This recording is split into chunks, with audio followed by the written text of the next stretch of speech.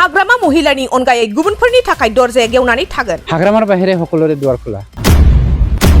नाथाय हाग्रामा महिलारिखौ थैब्लाबो जों इउपिपिएलआव लाया। हाग्रामाक मरिल' नलम आमी। हाग्रामाक मरिल' नलम आमी।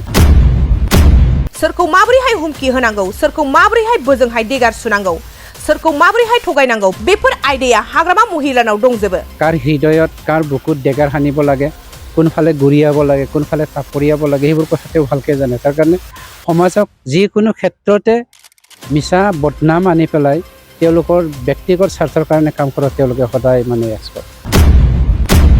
समाजाव गनायजाथावै बाथ्राफोरखौनो लानानै हाग्रामा महिलानि जानानै खामानि मावनायाव सानैसो सुबुङा अरायबो मुखुब जानानै थायो।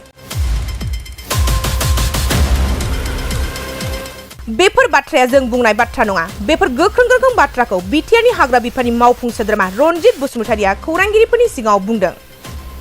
खौरांगिरिफोरनि सिगाङाव बिथां हाग्रा बिफाननि मावफुं सोद्रोमा रनजित बसुमतारिया गोबां गोख्रों गोख्रों बाथ्रा बुंबावनायखौ जों बे समाव नुनो मोनबावनाय जादों। खौरांगिरिफोरनि सिगाङाव मावफुं सोद्रोमा रनजित बसुमतारिया बुंबावदों दि थांनाय 27 बोसोराव बिपिएफ सरकारा हाग्रा संरैखाथिनि थाखाय जेबो खामानि मावाखै।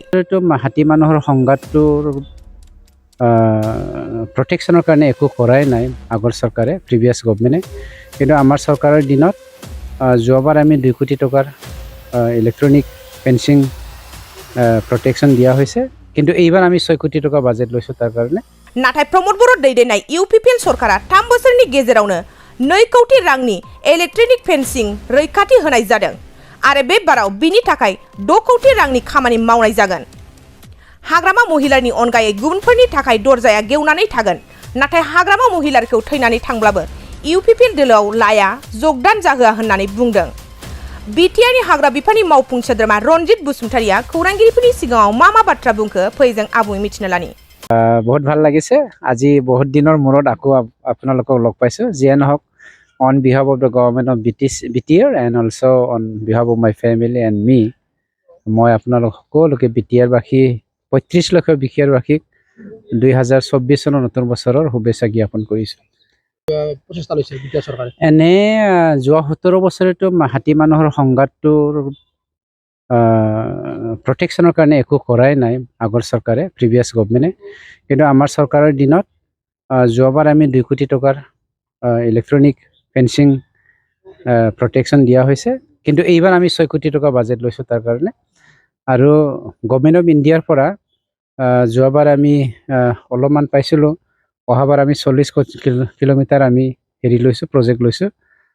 আমাৰ বিশ্বাস আমাৰ দিনতে 2025 চনৰ ইলেকশ্যনৰ আগে হিউমেন এলিফেণ্ট কনফ্লিক্টৰ কমপ্লিট হেৰিটো আমি শেষ কৰিব পাৰিম যদি ৰাইজে বা জনসাধাৰণে আমাক সহায় কৰে আৰু আপোনালোকৰ যদি উদগনি সমাজখনত দিব পাৰে।